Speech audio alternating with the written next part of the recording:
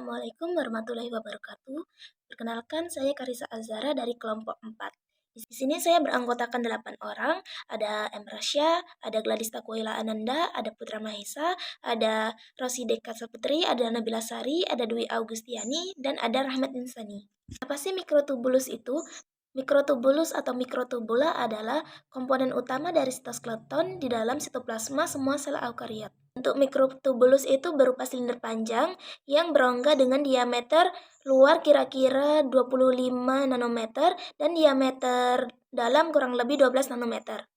Panjang mikrotubulus itu beragam dari beberapa nanometer dan beberapa mikrometer.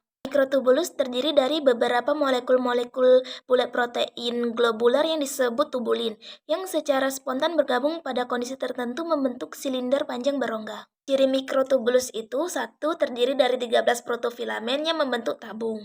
Yang kedua, memiliki polaritas. Mikrotubulus itu dapat bertambah panjang atau memendek dengan menambahkan atau melepaskan dimer tubulin.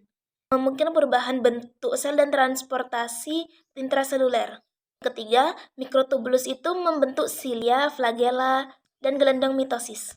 Fungsi utama mikrotubulus itu transportasi intraseluler, pembelahan sel, dan pergerakan sel. Struktur mikrotubulus.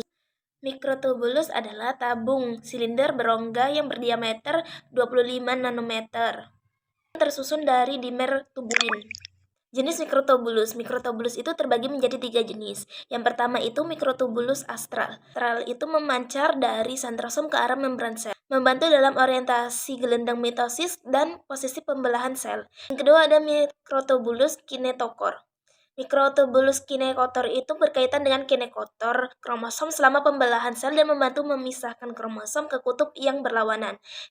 Yang ketiga itu ada mikrotubulus polar. Mikrotubulus polar itu tidak berkaitan langsung dengan kromosom, tetapi berinteraksi dengan mikrotubulus dari kutub yang berlawanan untuk membantu pergerakan dan stabilisasi gelendang mitosis. Fungsi mikrotubulus itu ada 5. Pertama, membentuk kerangka sel, transportasi intraseluler. Yang ketiga, pembelahan sel. Yang keempat, pergerakan sel.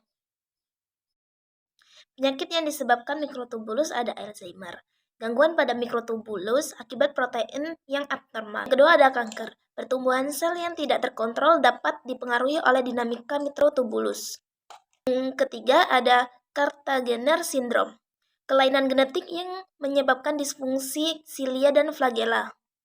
Letak mikrotubulus. Mikrotubulus tersebar di seluruh bagian sel eukariotik dan berperan dalam berbagai fungsi seluler. Beberapa lokasi utama mikrotubulus itu, yang pertama ada di sitoplasma, ada di sentrosom, benang spindel selama pembelahan sel, yang keempat ada silia dan flagella, yang kelima jalur transportasi intraseluler. Kesimpulan dari materi mikrotubulus itu yaitu mikrotubulus adalah bagian penting dari sitoskeleton yang memiliki peran krusial dalam berbagai fungsi seluler.